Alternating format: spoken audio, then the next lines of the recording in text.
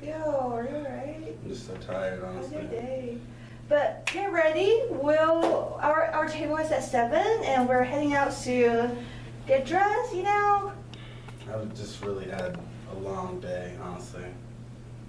Okay. So did you forget we had our planning? Of course I didn't forget. It's our 6th anniversary. You just So don't care about me. You don't love me anymore. Oh, do you still love me? Do you care about it? We have planned it for so long. You know, last month we already scheduled that day, and now you have a long day. Wow. I just want to take a nap.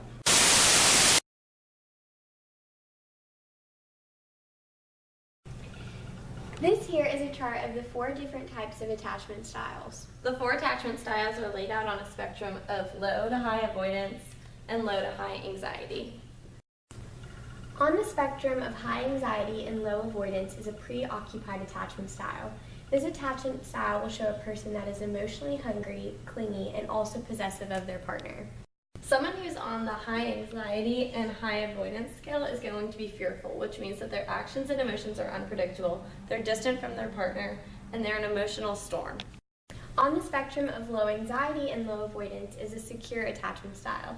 This attachment style shows a person that is connected with their partner, assured of their relationship, and holds honest and open discussions. Someone who has low anxiety and high avoidance is going to be dismissive, which means that they're distant from their partner, they're apathetic to their emotions, and they're inward about their own emotions. Hello, what brings you in here today?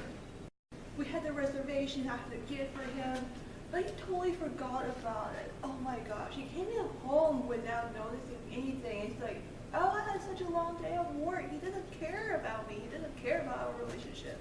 I'm just so disappointed about it. What do you think?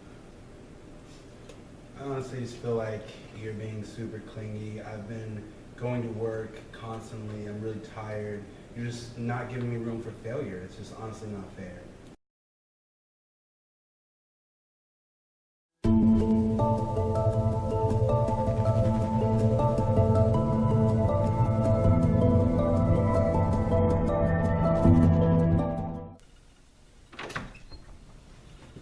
I just took a peek at Dr. Austin's notes, and he was explaining how the first session of emotionally focused couples therapy works.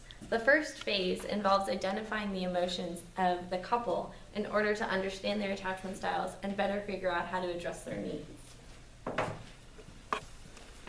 According to Dr. Austin, as we saw within the argument and the first therapy session, the 2 couples portray different attachment styles of preoccupied and dismissive. Monia perceived the preoccupied attachment style. She was very clingy, very emotionally hungry, as well as very possessive. And Tam is really dismissive. He's distant from Monia, and he isolates himself from the relationship. He's also inward about his emotions, and he's apathetic to Monia's emotions. How are you guys doing today? Better? Good. I feel like we're improving, but definitely there's some issue here still. Right. Okay, so today we're going to look at analyzing your emotions a little bit more and trying to get into kind of maybe the attachment and insecurities that you might have about each other, so we can like start looking into those deeper emotions so you guys can start connecting on a deeper level and stop some of your repetitive arguments. So in order to do this, I'm going to ask you each to draw a picture. Well, as you can see, I drew a picture of me running away from bees. I honestly feel like this is how I would describe my emotions with my relationship. I feel like I'm constantly getting stung by her overbearingness and her constant clinginess. And sometimes I just want to get away and run away from everything that she does. Although I do love her, it's just really hard when she's constantly bombarding me with all this attention. So do you feel like you need to avoid her because of her very deep and constant attacks? I feel like I have to avoid her sometimes, especially when she's so clingy. I just feel like I need my own personal space. I'm the small boat that in the middle of the ocean. No one is there for me. No one is helping me. Turn and show towards the side so you can understand how you're feeling. was surrounded by the darkness. There's nothing there can help me, and the pressure, the tide from our marriage, all weighing on me and almost gonna destroy me. Okay. And he's not there. I don't get how you think that I'm tickling and try to sting like the bee. Okay, so what do you guys think a good solution to your problem might be? I think I would try to be more independent and leave the space for you. If I'm pushing too much, just tell me that. I know it's really great to know that you actually care about our marriage. I'll try to do my best. Let's solve this together. And I'll try to be there for you so that you're not alone. Sounds good. Hey Sarah. Hey Allie. So I just ran into Dr. Austin and he explained to me what they're doing with Moni and Tim right now. It turns out that they're on phase 2 of the emotionally focused couples therapy. So in phase 2, what ends up happening is they focus on a lot of the unaddressed emotional needs of each partner, and then they work to address the needs that they have and identify the emotions and make each partner aware of what the other is experiencing. It's super cool. Yeah, Dr. Austin has also told us that there are multiple different kinds of intervention techniques within emotionally focused therapy, but within his own practice, he uses a more creative approach, which creates more of a concrete way to look at each partner's types of emotions. Okay, that's cool.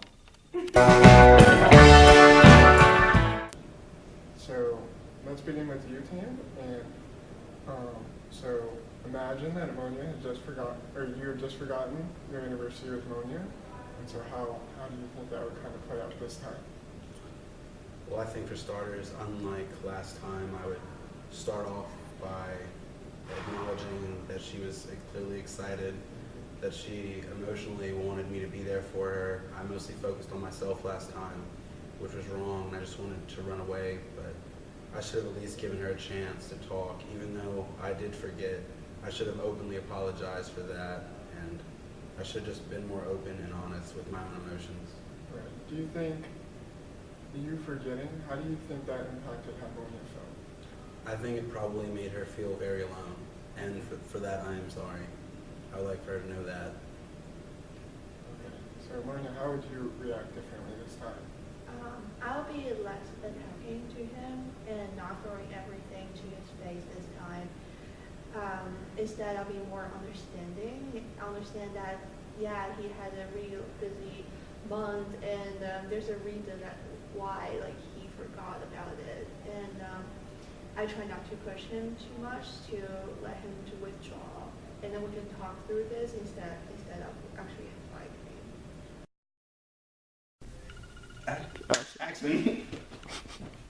Okay, as we saw in phase 3 of emotionally focused therapy, both partners are able to rehearse past interactions of communication in order to create new desirable interactions. Phase 3 also allows the couple to practice understanding the other's emotions so that way they can better understand their actions. All right, let's watch it, and then donezo.